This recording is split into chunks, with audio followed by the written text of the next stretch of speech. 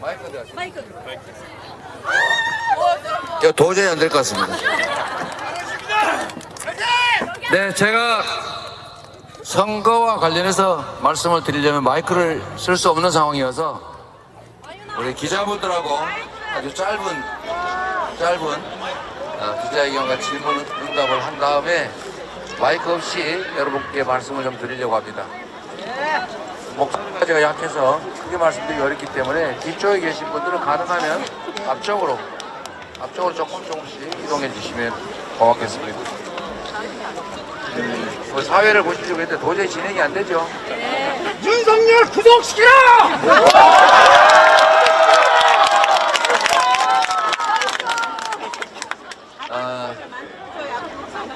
우리 언론 여러분도 많이 오시진 않는데 그냥 간단하게 한두 말씀만 드리도록 하겠습니다. 질문은 준비하시고요. 이번 4월 10일 과연 무엇을 위한 선거인가 라는 성격 규정에 관한 얘기가 많습니다. 분명한 것은 잠깐만 우리 공개되는 장소이긴 하지만 우리 기자 여러분과 제가 잠깐 대화하는 거니까 귀 기울여 주시고 안 들려도 할 수 없으니까 이해 좀 부탁드립니다. 자, 이번 선거는 우리 민주당 입장에서는 지난 2년간의 폭정, 퇴행 그리고 이 무능과 국가 실정에 대해서 책임을 묻는 심판선거다 이렇게 규정합니다. 보름시기 정치는 국민의 더 나은 삶을 위해서 더 나은 국가의 미래를 위해서 공부해야 됩니다. 그런데 윤석열 정권은 지난 2년 동안 정말 2년도 되지 않은 이 짧은 시간 동안에 모두가 상상하는 것 이상의 퇴행, 실패를 만들어냈습니다. 정말로 살기 어렵다, 고통스럽다, 이렇게는 못 견디겠다라는 목소리가 온 동네에 퍼져 있습니다. 과연 내일은 오늘보다 더 나을까라는 생각을 많은 분들이 하십니다. 그런데 정부는, 국가는 국민들의 삶에 대해 책임감을 느끼지 않습니다. 아니, 책임감은 그냥 관심 자체가 없어 보입니다. 이런 정권에 대해서는 국민이 내세운 회초리를 들어서 문책해야 된다. 그래야 정신을 차린다라는 게 우리 민주당의 생각입니다. 이번 4월 10일 선거는 민주당과 국민의힘 대결이 아닙니다. 이번 4월 10일 선거는 국민과 국민을 무시하고 업신여기는 국민의힘과의 대결입니다. 민주당이 승리해야 하는 선거가 아니라 국민이 승리해야 되는 선거고 반드시 국민이 승리하는 선거가 될 것이다 이렇게 생각합니다. 우리 광주 시민 여러분 그리고 국민 여러분, 정치는 정치인들을 위해서 정치인들이 하는 것이 아닙니다. 정치인들을 내세워서 국민 스스로를 위해서 하는 것입니다. 그리고 일상적으로 행동하기 어려워서 그렇지 우리가 언제 이 나라의 주인이 아닌 때가 있었습니까? 대한민국은 국민이 주인인 나라이고 모든 권력은 국민으로부터 나온 것입니다. 국민이 낸 세금, 국민이 맡긴 권력은 오로지 국민만을 위해서 사용되어야 된다. 그러나 이 정권은 그러지 못했기 때문에 이제 국민이 나서서 내가 이 나라의 주인이다. 너희들은 우리의 지배자나 우리 위에 존재하는 상전 또는 왕이 아니라 우리가 고용한 잠시 권력을 부여한 일꾼에 불과하다는 점을 증명하셔야 합니다. 그래서 4월 10일 우리 국민과 우리 민주당이 함께 싸워서 반드시 심판해야 한다고 생각합니다. 우리 민주당이 이기기 위해서가 아니라 국민이 승리하는데 훌륭한 도구가 되기 위해서 최선을 다하겠다는 말씀을 드립니다. 고맙습니다.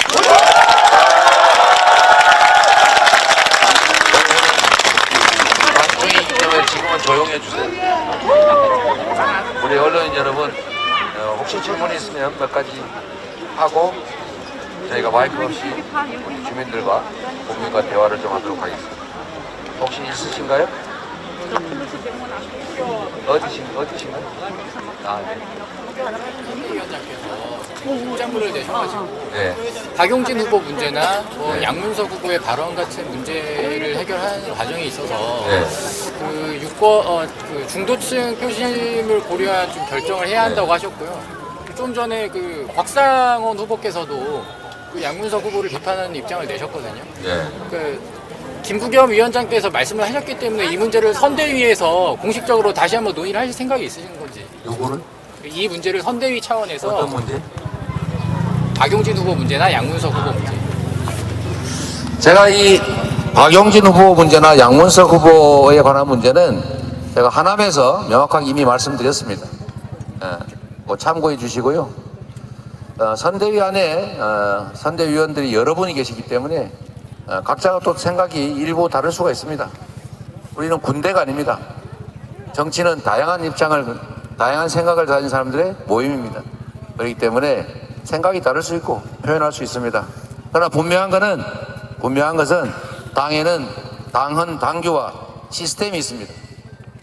개인이 하고 싶다고 마음대로 할 수 있는 게 아닙니다.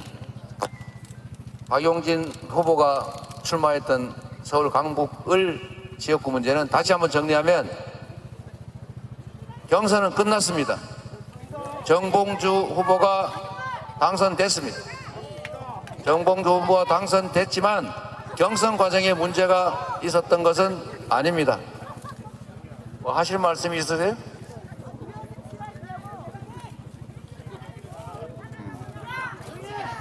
네, 좀 조용히 해주세요. 네, 조용히 좀 해주세요. 자, 우리는 저렇게 품격 없이 남의 행사를 방해하지는 않죠? 네, 우리는 상식과 양식을 가진 사람들이고 이 사회가 상식, 도덕, 그리고 품격이 정말 넘쳐나는 그런 사회가 되기를 바라지 않습니까? 네, 우리는 저렇게 남의 행사를 방해하거나 괜히 소리 지르고 이런 거 하지 않죠? 네, 마저 말씀을 드리도록 하겠습니다. 자, 경선은 끝났고 경선 과정에 문제는 없었습니다. 그래서 정봉주 후보가 당선이 됐습니다. 그리고 다만 그 당선된 후보에게 국민의 눈높이에서 받아들이기 어려운 점들이 있고 또 근자에 생겨난 새로운 문제들이 있기 때문에 계속 후보로 유지하는 것이 당의 입장이나 또 저 개인적인 우리 지도부의 입장에서는 안타깝고 힘들긴 하지만 국민들의 눈높이, 국민의 요구에 맞춰서 정말 살점을 뜯어내는 심정으로 후보 자격을 박탈했다라는 말씀을 드립니다. 그러면 그 다음 문제는 어떻게 되느냐 생각을 한번 해보시면 이거는 무슨 기록 경기를 하는 것이 아닙니다. 1위 후보가 없으면 2위 후보가 1위 되는 게 아닙니다. 선거에는 승자와 패자가 있을 뿐입니다. 당선 무효, 선거법 위반 판결 났다고 2등한 사람이 당선되는 거 아닙니다. 상식 아닙니까? 이미 승자는 결정이 났고 그 승자에게 문제가 있어서 후보를 박탈하면 새롭게 후보를 정해야 합니다.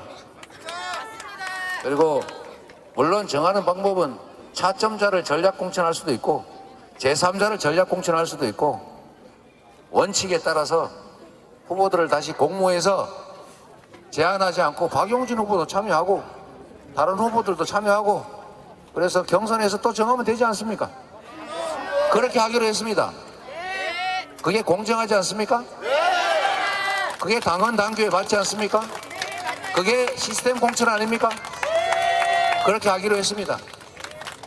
뭐 그렇게 하는 게 잠깐만 여러분한테 드리는 말씀이 아니니까. 자, 그렇게 했는데 이 점에 대해서 뭐 맞듣지 않거나 미흡하다고 생각하는 분들이 계실 수 있죠. 또 그 의견 낼 수 있죠. 민주주의 사회 아닙니까? 네.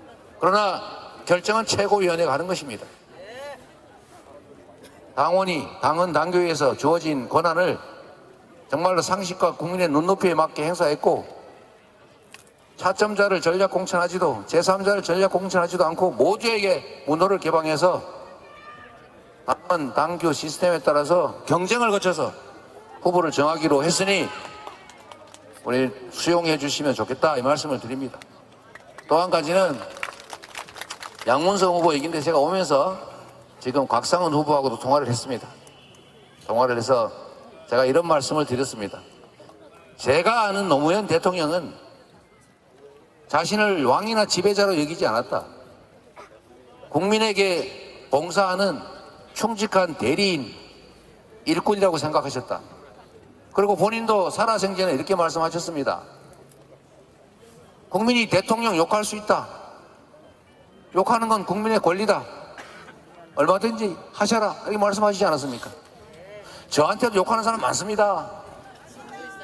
우리 당내에서도 정말 사람으로서 표현할 수 없는 표현으로 저를 모욕하고 조롱하고 많습니다. 저는 그거 다 제가 수용해야 된다고 생각합니다. 제가 다 뭐라 그러지 않았어요. 아, 그러셔요. 욕하는 것도 자유입니다. 단 국민이 평가할 것입니다. 맞지 않습니까? 다만 정치인의 발언 중에 문제되는 건 있습니다. 주권자를 모독하거나 주권을 부정하는 발언 용서하면 안 되죠. 국민을 업수히 여기는 것, 자신을 마치 잠시 위임받은 대리인이 아니라 하늘에서 뚝 떨어진 지배자로 자신을 왕으로 착각하는 거, 그럴 때는 제재해야죠. 그럴 때는 제재해야 된다. 또 한 가지, 용서할 수 없는 행위들을 할 때가 있습니다. 우리가 받아들이기 어려운 거, 예를 들면 사회적 약자, 장애인 등등을 비하한다든지 또는 국민을 폄훼한다든지 대한민국의 국민으로서 해서는 안 될 말, 해서는 안 될 생각을 하는 사람들, 예를 들면 이또 휘로 비비는 훌륭한 인재다 이런 소리 하는 정치인 자격이 없죠.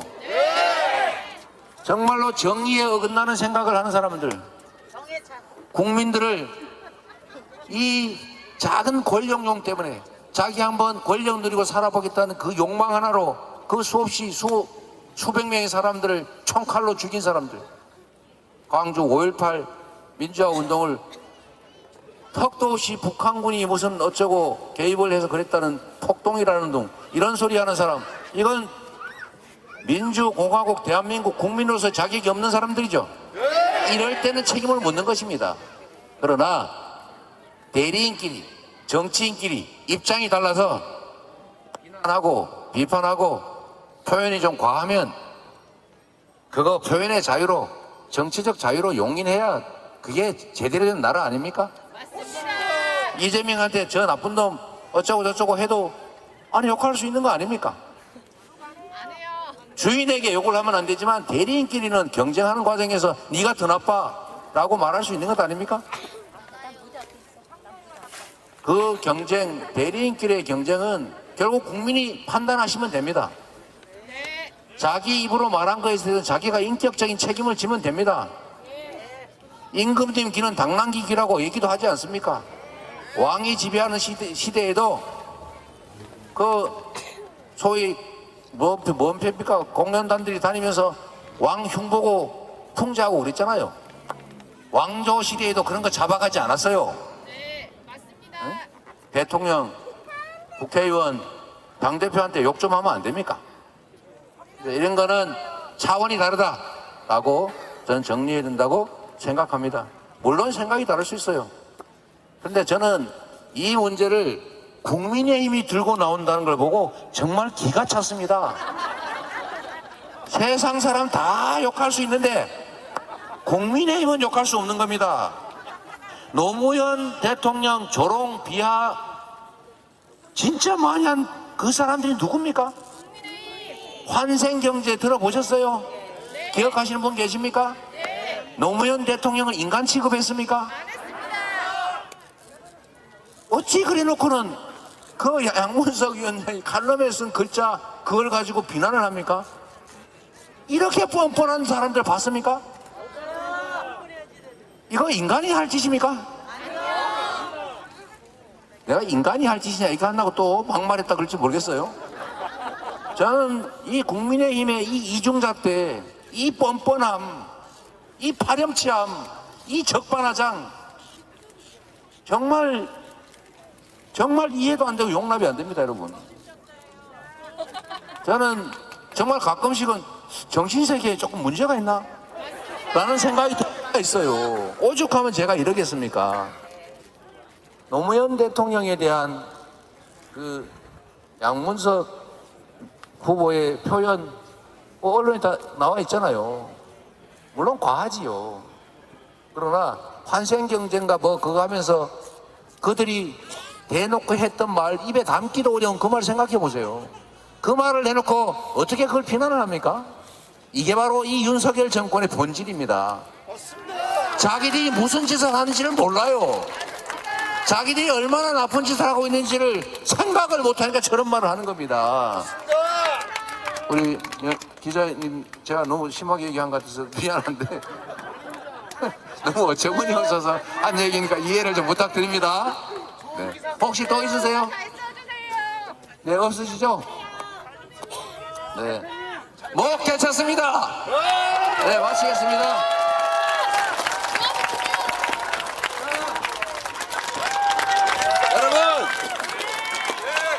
여러분, 이제 자유로운 시간이 돌아왔습니다. 4월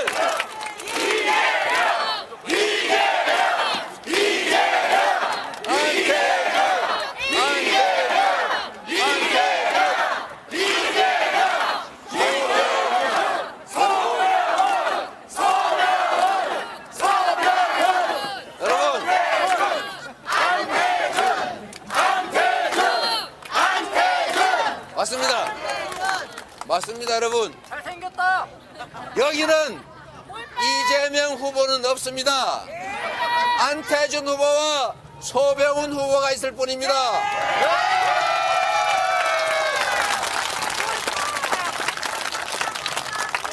여러분, 훌륭한 후보들 아닙니까?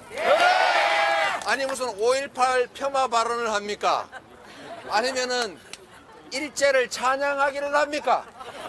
무슨 돈 봉투를 뒷주머니에 받기를 합니까? 그리고 권력을 부여했더니 그걸로 자기 개인 배 채우고 자기 땅 집 근처로 도로 노선 바꾸고 이런 거 안 하지 않습니까? 국민이 야단치면 네 라고 수긍하고 국민이 원하는 바를 따라 행동하기 위해서 노력하지 않습니까? 누구처럼 국민이 언제나 옳다라고 말하면서 국민이 원하는 특검 다 거부하고 주가 조작 특검도 거부하고 특검을 거부하는 자가 범인이라고 노래를 부르더니 막상 특검 대장동 특검하자니까 거부권 행사까지 해가면서 막는 사람 아니지 않습니까? 훌륭한 후보지요.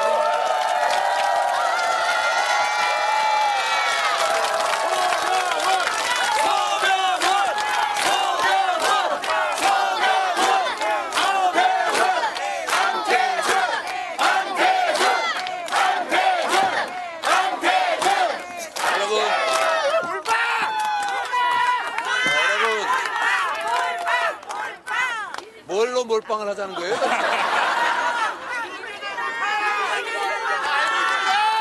자, 여러분, 4월 10일에 이 윤석열 정권의 야만스러운 행태, 폭망시킨 경제, 파탄시킨 민생, 그리고 위기를 불러온 전쟁이 내일 나도 이상할 게 없는 상황으로 만든 평화 안보 위기, 확실하게 심판할 준비 되셨습니까?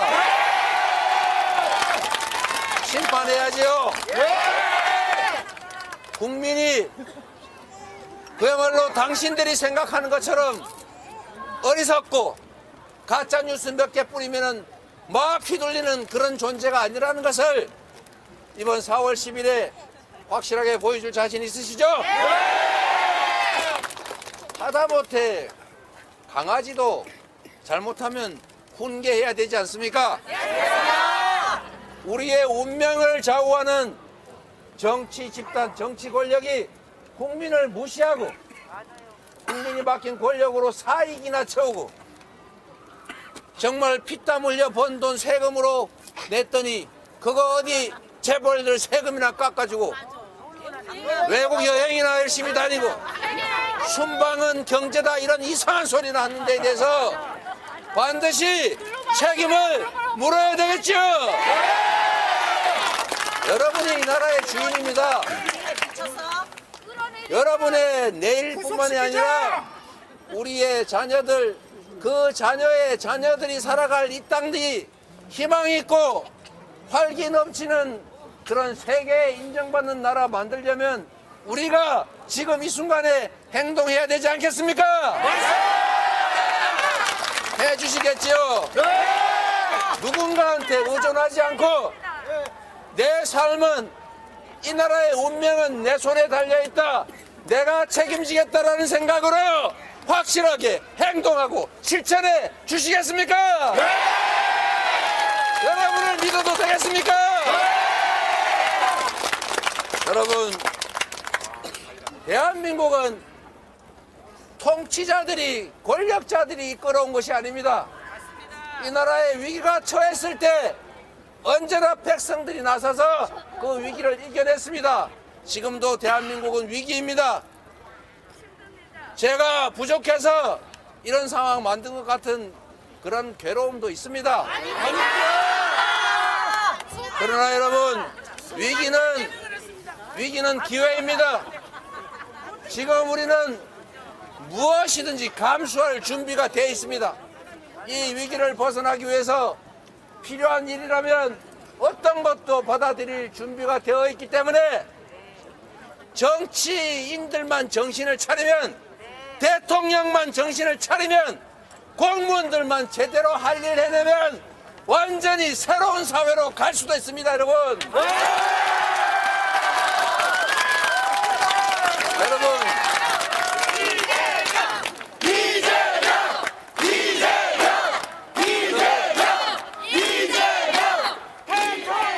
먹고 살기 어렵죠? 취직하기도 어렵죠? 물가는 올라서 쓸 돈이 부족하죠? 그래서 가게 문 닫고 싶잖아요. 대출금은 이자가 올라가지고 한 달에 50만 원 내던 게 150만 원 됐어요.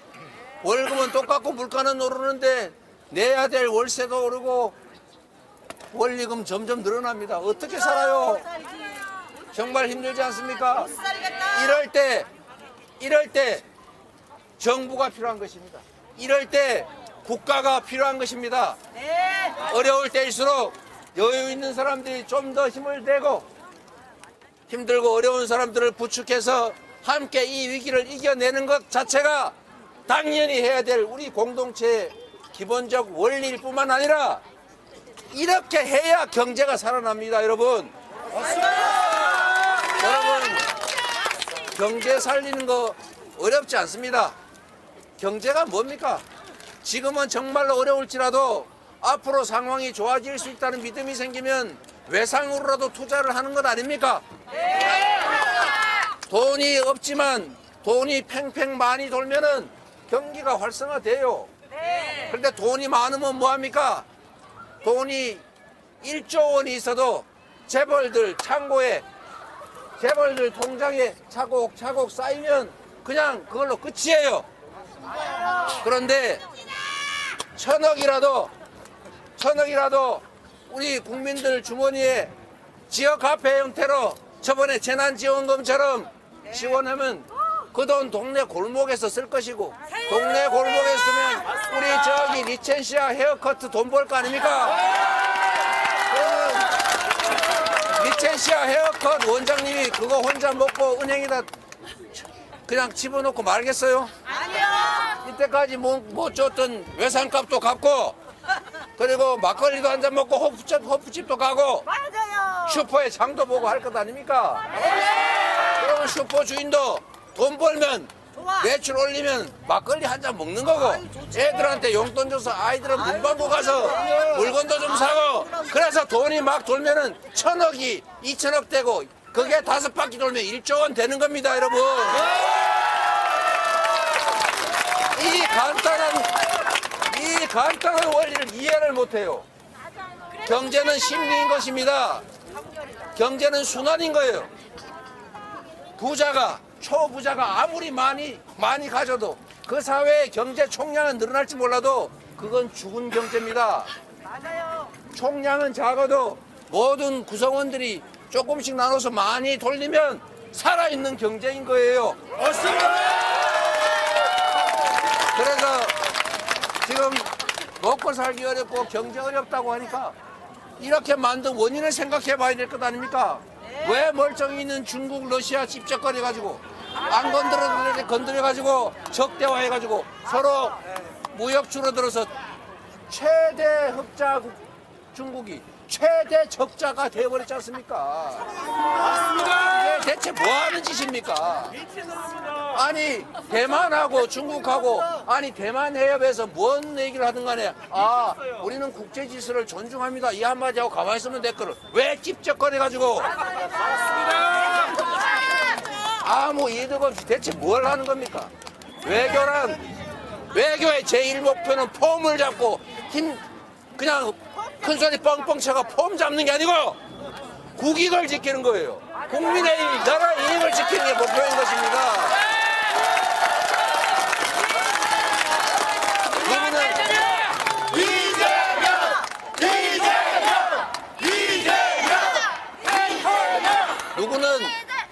누구는 큰 소리 빵빵 치고 막 폼 잡고 안 하고 싶습니까? 우리가 낮은 자세로 겸손하게 관계하는 것은 우리 가족들의 더 나은 삶을 위해서 그러는 거예요. 우리 국민들에게 이익이 되고 우리 수출 기업들의 수출길이 더 열릴 수 있다면 중국하고 손잡고 뒤에서는 비록 주먹을 쥐고 있더라도 앞으로는 이렇게 하는 거 아닙니까?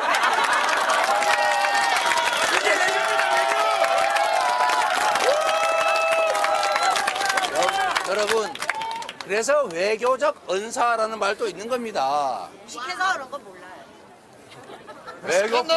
외교 이걸 잘못하는 바람에 수출 기업들이 비상이 걸렸어요.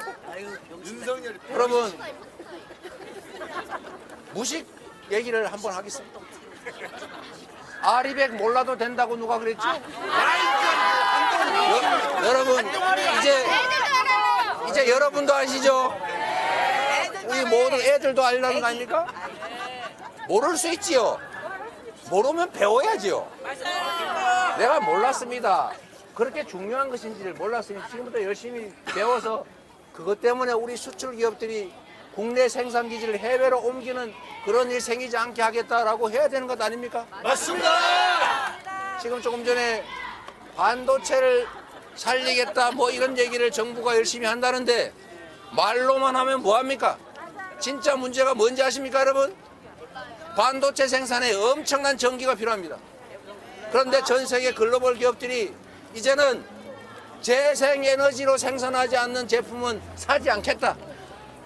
R200 정책을 어느 연도까지 시행할 테니 그때까지 당신들은 재생에너지, 태양광, 풍력, 조력 이런 걸로 생산한 걸로 제품을 만들어라.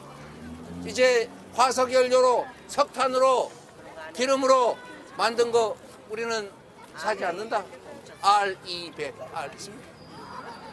몰라서 될 일입니까? 아닙니다. 지금 수출 대기업들이 국내에서는 살려야 재생에너지를 살 수가 없어요. 전체 전력 생산량의 7%밖에 안 돼가지고 이게 한 개의 기업이 쓰기도 부족합니다, 여러분. 그럼 어떻게 해요? 이제 재생에너지가 많은 나라로 생산기지를 빼러 옮길 수밖에 없어요. 지금 10년, 20년 목표로 대규모 생산기지를 만들려고 하니까 글로벌 기업들이 10년 후에는 장기 계약할 때 니네 재생에너지 어떻게 공급할래? 계획서를 가져오라. 근데 계획서를 낼 수가 없습니다. 지금 여러분들이 일자리, 좋은 일자리, 첨단 산업 일자리 이거 재생에너지 문제 때문에 국내에서 살아남기 어렵게 돼가는 거 아십니까? 알아요. 이 와중에도 재생에너지 기업들을 얼마나 괴롭혀놨든지 다 철수하고 있어요. 얼마 전에 10기가와트인가 그런 재생에너지 생산 기업들의 생산 허가를 안 해줬다는 것 아닙니까? 철수해버렸어요. 10기가 얼마인지 아십니까? 원자력 발전소 10개입니다. 이 원자력 발전소 10개 분량의 재생에너지를 생산하겠다고 한 글로벌 기업들한테 허가를 안 내줘가지고 가버렸어요. 이렇게 해서 경제가 어떻게 되겠습니까? 이미 경제는 폭망의 길로 가고 있지만 지금과 같은 방식으로 이렇게 무지하게, 무식하게, 무책임하게, 무관심하게 국정을 운영하면 진짜 나라 망합니다, 여러분.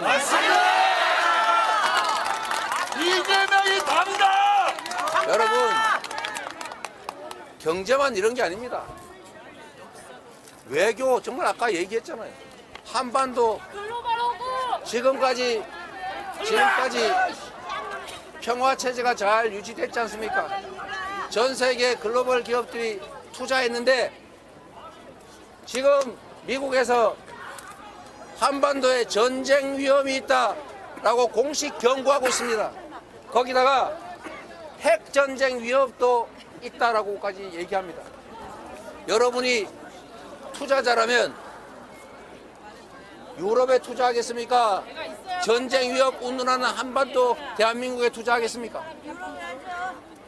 점점 투자 여건이 나빠지고 있어요. 이런데 대통령 정부가 무슨 짓을 하고 있습니까? 북한하고 주먹질 말폭탄 싸움하느라고 정신이 없어요. 긴장이 점점 격화되고 있지 않습니까? 이게 군사 긴장의 문제만이 아니라 경제 문제고 바로 여러분들의 삶의 문제고 생활의 문제입니다.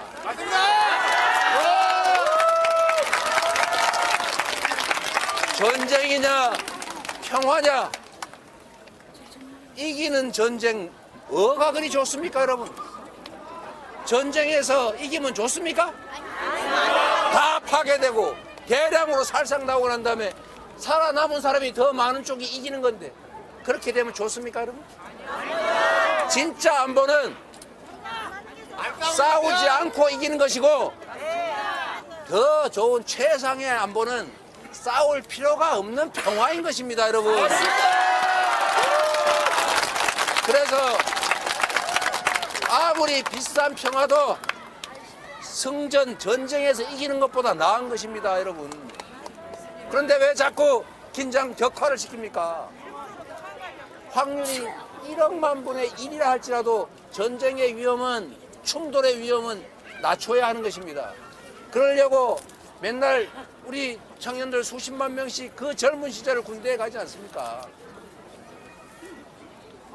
국가가 국민의 삶을 책임지겠다는 생각을 가져야 합니다. 국가가, 정부가, 대통령이 우리로 인해서 이 나라의 운명이 결정된다, 이 5천만 국민들의 삶이 통째로 결정된다는 그 큰 사명감으로 임해야 하는 것입니다. 제가 그런 말씀 드렸을 때 있을 겁니다. 도지사의 한 시간은 1,400만 시간의 가치가 있다. 술 먹을 시간이 어디 있습니까? 맞습니다. 제가 성남시장을 할 때 시장의 한 시간은 100만 시간의 가치가 있다고 실제로 생각했습니다. 그래서 정말 권한이라고는 요만큼밖에 안 되지만 그 짧은 시간에 성남을 여러분들이 부러워하는 정말 대한민국의 최고의 도시를 만들지 않았습니까? 정말로 짧은 시간에. 경기도도 마찬가지입니다, 여러분. 계속 도지사 할 걸 그랬어요. 이럴 줄 알았습니다. 네, 여러분, 대통령이 가지는 권력, 정부가 가지는 권력은 그에 비하면 정말 상상을 초월합니다. 이 나라의 운명이 순식간에 결정될 만큼 엄청난 영향력을 가지고 있습니다. 그래서 정말 한순간도 낭비하지 말고 순간순간을 쪼개서 온 신경을 집중해서 모든 영역을 총동원해서 만약에 이 나라를 이끌어가면 이 나라 얼마나 좋아지겠어요. 그런데 여러분, 이번 4월 10일이 그 첫 출발점입니다. 이번 4월 10일에 지금 실제로 여러분 위기의식을 가져야 됩니다. 지금 실제로 갤럽 조사하니까 민주당이 많이 밀리지 않습니까? 여러분, 그게 맞는지 안 맞는지 모릅니다. 결론은 비싼 게 정확하다. 결론은 4월 10일에 날 건데 만약에 국민의힘이 제1당이 되거나 심지어 과반 의석을 차지해서 국회 입법권을 장악하는 순간에 국회까지 장악하는 순간에 무슨 일이 벌어질지 상상되십니까? 지금 행정 권력만 가지고도 2년도 안 된 이 짧은 시간에 전 세계가 주목할 만큼 놀랄 논자로 눈이 휘둥그레질 만큼 나라를 망쳤는데 국회 입법권까지 장악하면 법과 제도 통째로 다 뜯어고쳐가지고 회복 불능의 길로 갈 겁니다. 그래서 여러분 잘 되겠지, 나만 가서 투표하면 잘 되겠지, 이걸로 안 됩니다. 정말로 온 나라에 아는 사람 다 뒤지고 카톡 할 수 있으면 총력을 다해서 하고 기사 한번 볼 때 좋아요로도 한번 누르고 정말 저 담벼락에다가 대고 고함 치는 김대중 대통령이 말하는 행동하지 않는 양심은 악의 편이다 라는 생각으로 좋아요라도 누르고 댓글이라도 써야 합니다. 여러분 입구 하나로 갑니다. 여러분 한 명 한 명이 투표하는 것도 중요하지만 이 두 분이 광주에서 이기는 것도 중요하지만 진짜 중요한 것은 전체 선거에서 우리 국민들이 이겨야 합니다. 아까 말씀드린 것처럼 국민의힘이 다수 의석이 되는 순간 이 나라는 희망이 사라질 거예요. 지금 국회에서 그나마 막고 있으니까 이러지. 지금 여당 비대위원장이 한 말 있지 않습니까? 우리 자기들이 이기면은 국정원법 고쳐가지고 대공수사를 다시 국정원이 하게 하겠다지 않습니까? 그것만 하겠습니까? 아니야. 경찰이 수사하면 되지. 왜 이미 넘겨온 거 다시 복구시켜가지고 몰래 밀실에서 뭐 해보겠다는 것입니까, 여러분? 민주주의가 후퇴한다는 것입니다. 지금까지 망가진 건 1도 아닐 정도로 완전히 망가질 거다. 정말로 경각심 가지고 이거는 우리의 운명과 여러분 스스로의 삶이 달려있다고 생각하고 본인의 투표뿐만 아니라 온 동네를 설득해서 반드시 전국에서 이겨야 합니다, 여러분.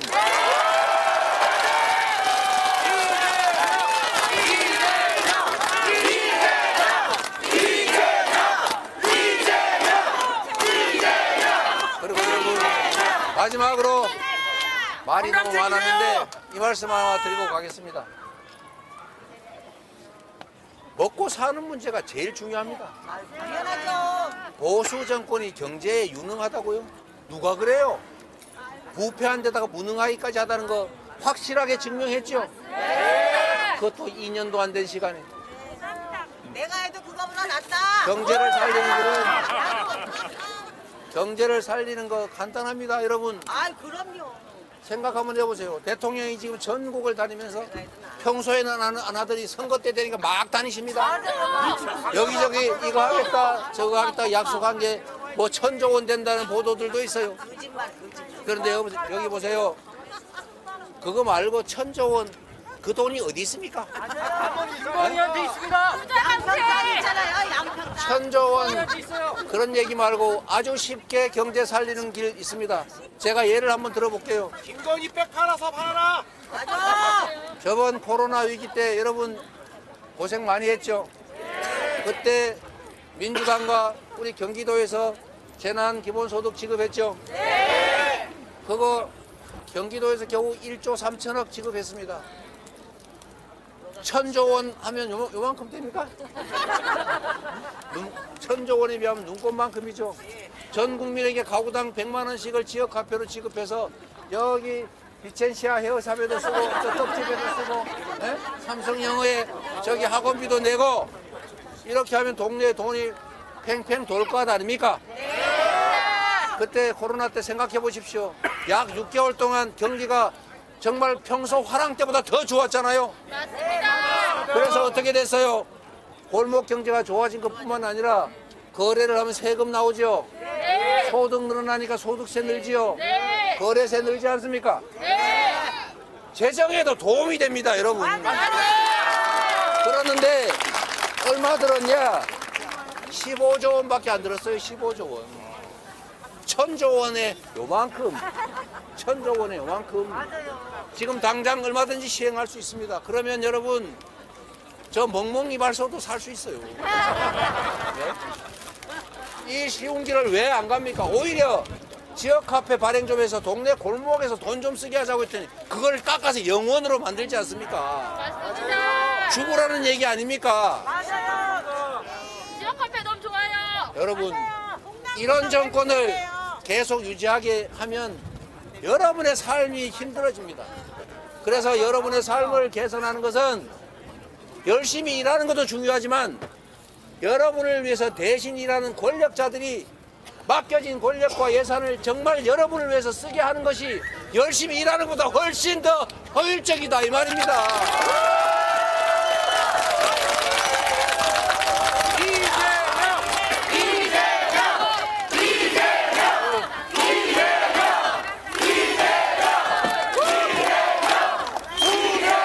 제가 너무 얘기를 많이 해서 이 두 분이 말씀하실 시간이 없기 때문에 우리 소병훈 후보는 정말로 열심히 일하시는, 그리고 제가 정말로 힘들어 추진하는 기본사회, 기본소득을 열심히 연구하는 우리 소병훈 의원님의 말씀 한번 들어보겠습니다.